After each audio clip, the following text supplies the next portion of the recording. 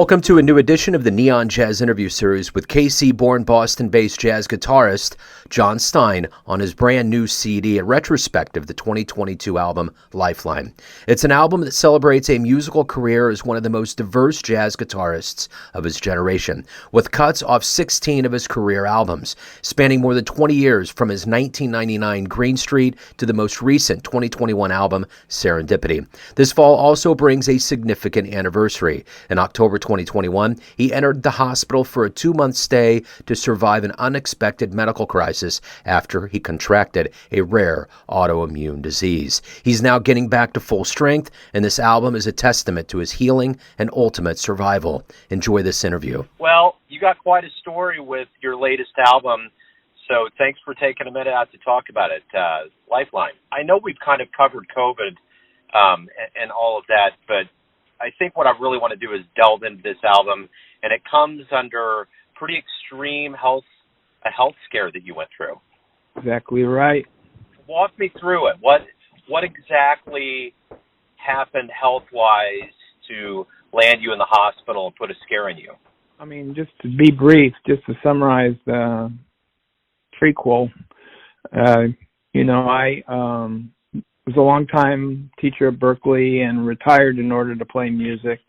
And then first, of course, the COVID thing hit, and that derailed a bunch of my plans and gigs and so forth. And then just as the COVID started to open up, not that it's gone away, of course, but it started to open up and I was getting gigs. And then last year, about a year ago, almost exactly, I was stricken by this disease.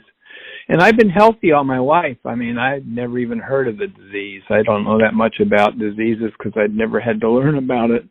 But it's a autoimmune disease called myasthenia gravis.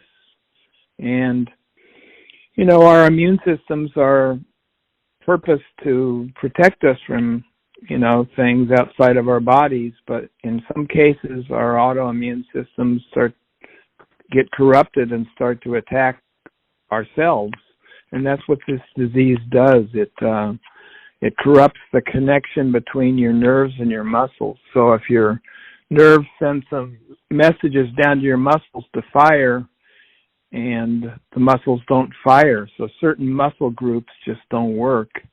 And depending on it's different for different people, but depending on which muscle groups we're talking about, it can be very serious.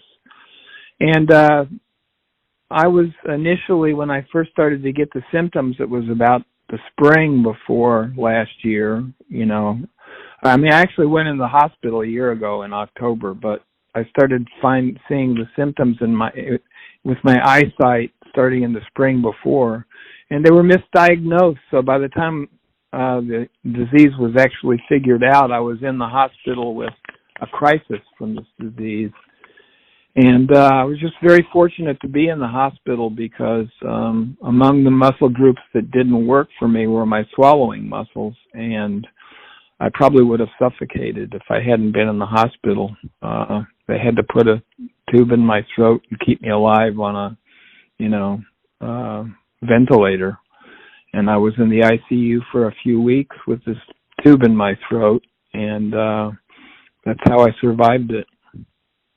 And, a bunch of other muscle groups were affected as well. So some were not affected at all and some were. So we just didn't know how much of me would come back after this was over. When I first got in the hospital and they diagnosed the problem, which was the first I'd ever heard of the disease, the doctor told me right then, we don't know what causes this disease, but we do know how to treat it. So you should be, we expect you're going to be all right. So I kind of had that in my pocket the whole time. I didn't really think I was going to die or anything, but really, I really didn't know how much of me would come back. And I couldn't talk for a while. I couldn't eat. I couldn't swallow, so they had to put a tube and feed me through a tube and I lived that way for 6 or 8 months. And didn't know if my eating and drinking would come back. And fortunately it has. That would have major changed my life if those muscles hadn't come back, but of course they have. So I can have pretty much a normal life, and I'm almost back to 100% to where I was, although not quite. Still a little weak. But I'm getting better, so I feel very fortunate. Wow, and that was just about a year ago this time last year. I went into the hospital on October 8th last year, and I was there for 2 months. Well, 6 weeks in the hospital and then 2 weeks in a rehab before I came home. I came home literally on December 8th after having been either in the hospital for 6 weeks or this rehab facility. So literally it was 8 weeks out of the house, and then I got back home, and it took me all winter to get better, really, and get my strength back. And it wasn't until I think almost June that I started to eat and drink again a little bit. So my swallowing started to return. It was the last thing to return, was the swallowing. You know, the rest of my muscles, I lost 40 pounds. I mean, I wasn't overweight anyway, but I lost 40 pounds lying around in the hospital beds. But when you're trying to rehab yourself, you know, like I bought an exercise bike and I have some free weights, and all the muscles on the outside, you know what to do about. You know, if you do some various exercises with the free weights, your muscles are going to come back. But your swallowing muscles are, you know, in your throat and so forth, and I didn't know how to bring those back, and I wasn't doing anything about it either. And finally, my doctor said to me, "John, it's time you started working on getting your swallowing back." So I had been to the hospital to have a swallowing test to see what the condition of my muscles were. And when I was there, the woman who conducted the test seemed very expert. So I actually asked her if she would give me some therapy, and she did. She agreed to do it as an outpatient. You know, I was out of the hospital by then, but the exercises were very simple, although not obvious. I guess you wouldn't have, I mean, I didn't know how to do this, but basically I was just practicing swallowing, and as soon as I started doing that, the muscles started to come back. So anyway, I just feel very fortunate that all of the things that could have disappeared in my life are returning, you know. Wow, yeah. So while you were in the hospital, Neil Weiss from Whaling City approaches you about putting a record out. Talk to me a little bit about how all of this came about. Well, he was the first person to visit me who wasn't family, and I had just gotten out of the ICU, and I was in what they call a step-down unit, and I couldn't talk, or barely, you know, like, because I'd had the thing in my throat for several weeks, and my breath support was disappeared. You know, it takes a lot of breath to talk and sing and whatever else. You take it for granted, but in any case, he came to visit me, and I was communicating by writing, because I couldn't really talk to anybody. You couldn't understand me, and I didn't have enough breath support to really be loud enough. And my mouth and my tongue and all that, they were barely working, so I could barely articulate words. So anyway, he comes to visit me, and he said, "John, I know you're planning to make a record this year, but you obviously can't do that.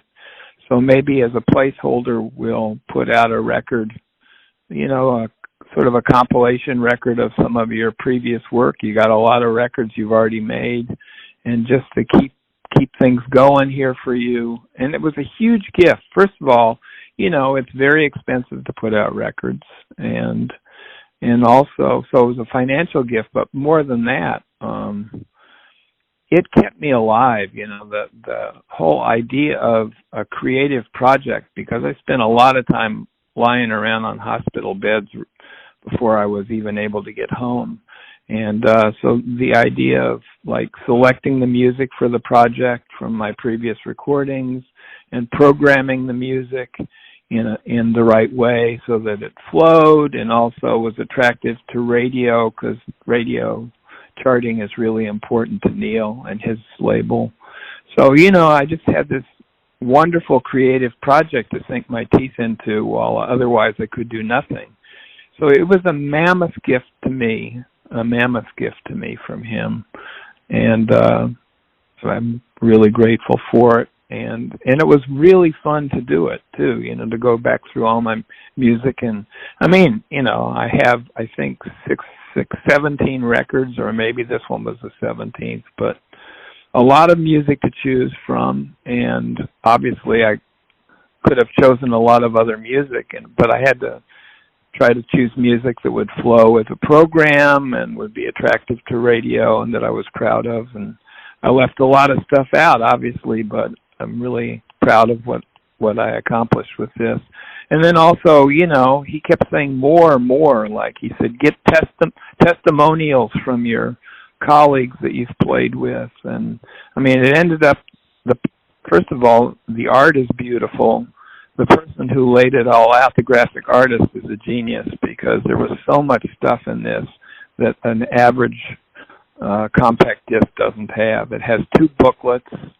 It's got all pictures of all my previous CDs. It's got all these testimonials from a variety of musicians that I played with over the years.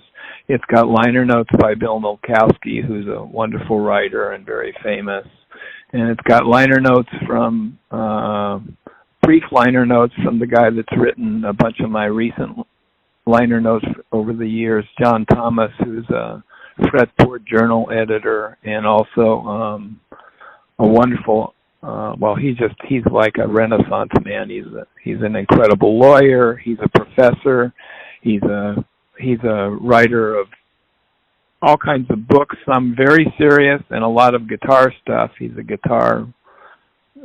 crazy guitar guy, mostly acoustic guitar, but he's just a wonderful writer. And so he wrote some liner notes as well, and all of my musician friends wrote a bunch of stuff. So anyway, it's just a fabulous package, and the music is great, and it's got 2 discs. It's got 26 songs, 13 songs on each disc, so it's quite a package. Yeah, that's incredible to whittle down 17 albums into 26 songs, and kind of as a summary. But I keep thinking that, and you've stressed how important this was. This had to be a huge lifeline, which would be the name of the album. This had to be a lifeline for you to feel motivated to get better, to want to get out of the hospital and get back to your life.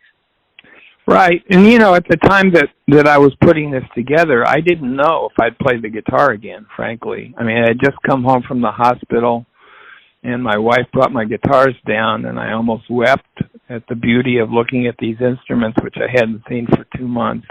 And she put one on my lap, and I couldn't play, So, my hands didn't work. I could barely even had the strength to hold it in my lap.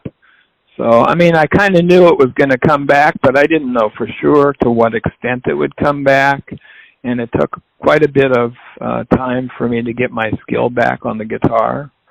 And, but, I mean, I never really thought I wasn't going to be able to play. Because the doctor had told me right at the beginning, you have myasthenia gravis. We don't know what causes it, but we know how to treat it. You're going to be all right. So I had that in my pocket. I kind of knew that if I stuck with it, it was going to come back, but there were no guarantees.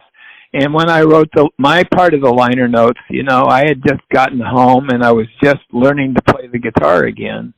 And, that's what's if you read my part of the liner notes, that's the way it sounds.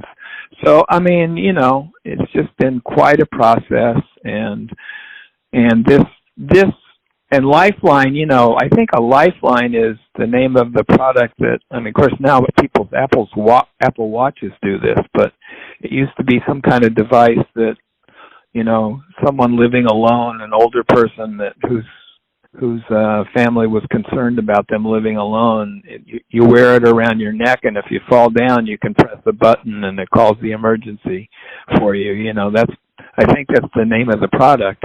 In fact, Bill Milkowski, the guy who wrote the liner notes, suggested the title, and both Neil and I loved the idea, so that's how it ended up being called Lifeline. But have you heard the record, Joe? Oh yeah. In fact, I have a subscription to Apple Music, so I have it on my phone, and I love listening to it while I drive around. And there's such a great continuity of what's going on. And I always like your playing. I always like the way that you put it out there. It's good music to just kind of contemplate and watch the world go by. I mean, there's certain albums that are really, really good for that, for driving around and looking at the world, and I've really enjoyed listening to this. Oh, that's really great to hear that. I mean, for me, it was I'm a little tired of it by now, to be honest, but for many months, it was my soundtrack all through creating it, getting it all organized and collecting all the liner notes and everything else. I was listening to it incessantly. Also, you know, is this really the right order for the songs? You know, you obsess about stuff when you're putting a project like that together, or at least I do. So, you know, it was something that I mean, my poor wife got really sick of hearing because I was playing it like 24 hours a day. And also I was having trouble sleeping, and I was wearing headphones, and I was listening to it in bed even, you know, so I just never stopped listening to it for several months, which fortunately I've tired of it now, and I moved on to other things, you know. But as you should, yeah. Yeah, it's kind of the way it is with me anyway. When I do a recording, it's like I'm obsessed about it until I get tired of it, and then I let it go. And then I sometimes don't listen to it again for years. I mean, that's the interesting thing about going through all this music is that, you know, literally, I think Lifeline was my 17th release, which means there's 16 previous ones, and if my numbers are right, I sort of lose track. But at any rate, that's the gist. But there's a lot of that music I hadn't heard in a long time, and I had to go back through all of it, deciding which of the tunes to actually include. And Neil was very generous, Neil Weiss, because most of those recordings are on his label, but not all of them. My first 5 records were on different labels, and he said, look, you know, you can put something from every record, even the ones that aren't on Wailing City, on this. And the only one I didn't include music from was my very first album called Hustle Up. And I thought about it. There was 1 or 2 songs on that I could have, but I felt like that record was my very first recording, and it kind of was like my graduate school project. In other words, I had gotten an education, and I was an advanced student, and I was doing really well in school and all that. And so I put this nice recording together. But at that point, I hadn't really been gigging. I hadn't really been playing with people a lot. So to me, it sounds more like an advanced student project overall, even though there's a lot of nice music on it.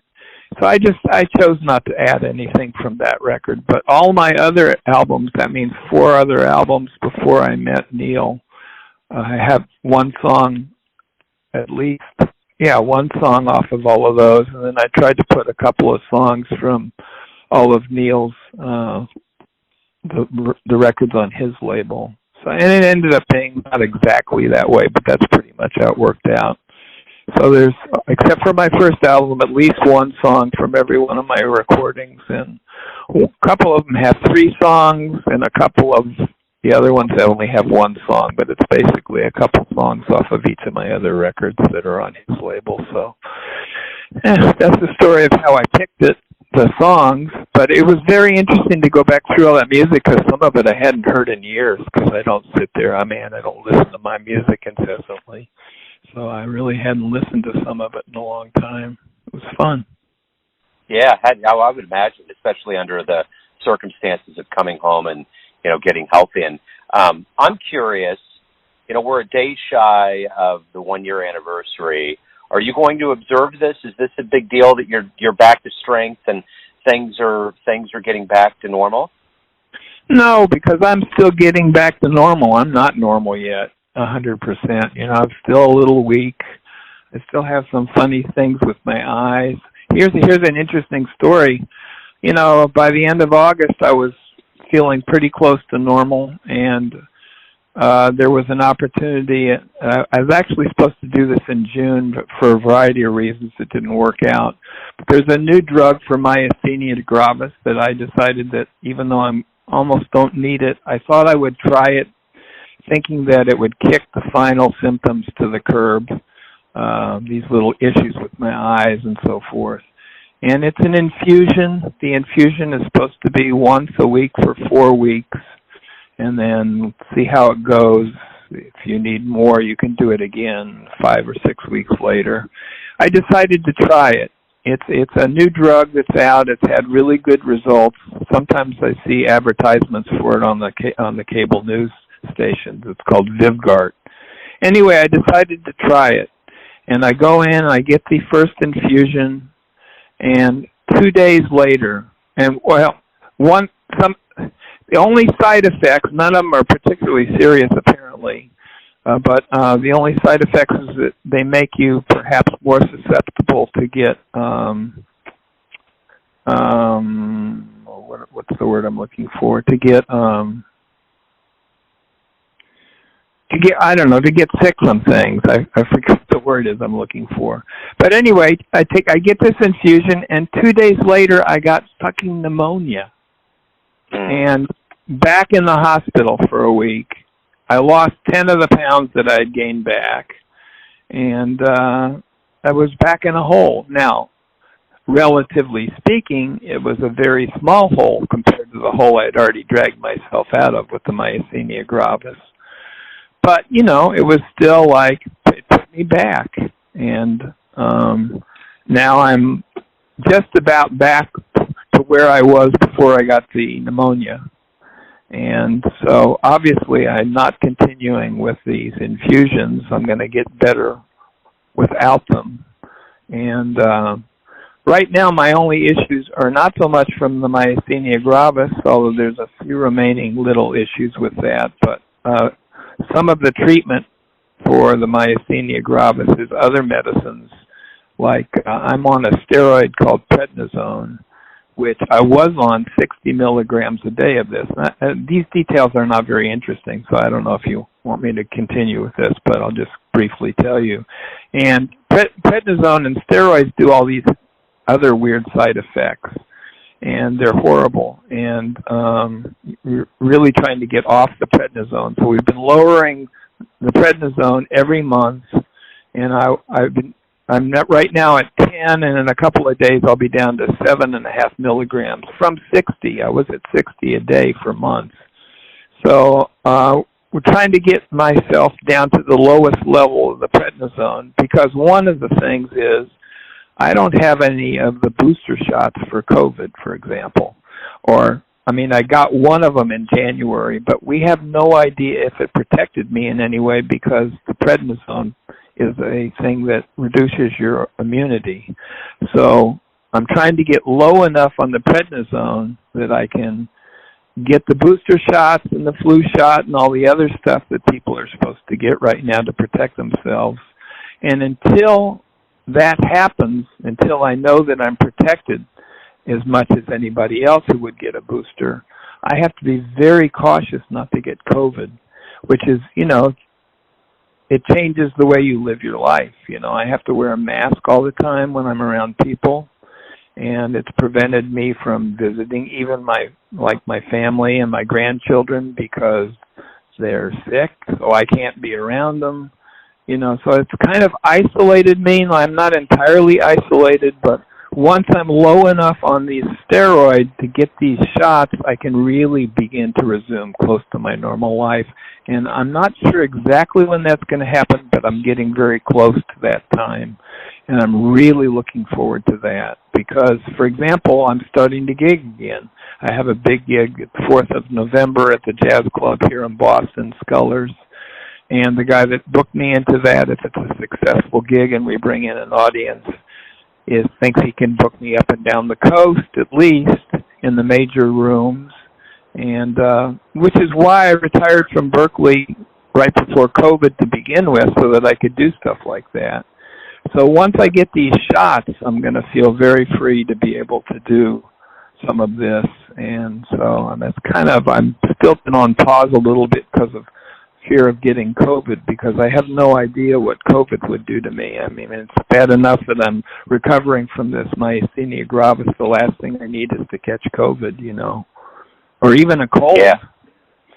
Yeah, I'm absolutely. susceptible to the flu and everything else. Everything right now.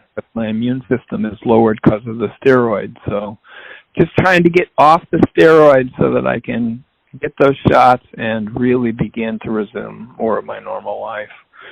And this is a boring story for me now because I've been living with it for so long, so I don't want to overdo it, but, I just thought I'd tell you what's going on with that. Yeah. And maybe there's something more interesting to talk about now. I don't know.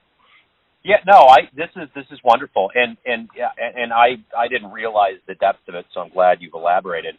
And I have one more question for you, and it's this: what are you ultimately hoping the listener gets from this album, Lifeline?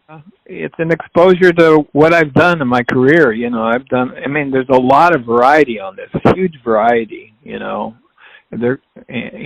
from duets to larger groups and wonderful musicianship from everyone involved. All of the sidemen just absolutely contribute so much to all of my albums. They always have. I'm a very democratic band leader, and and I don't impose.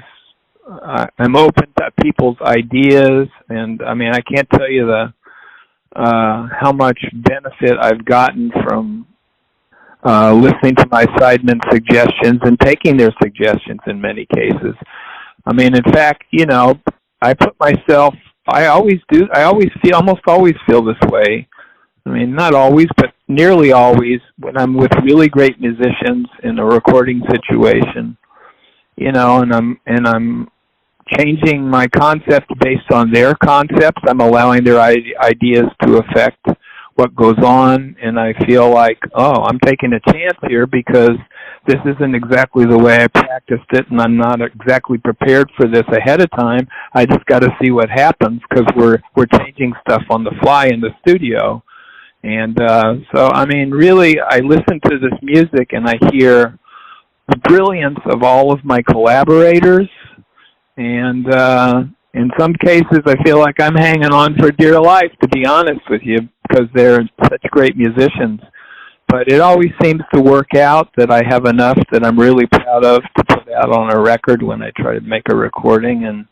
And this is kind of like, I could have chosen a lot of other music, but in some ways this is the creme de la creme of my recording. It's like one or two songs off of each album that I'm most proud of, sort of.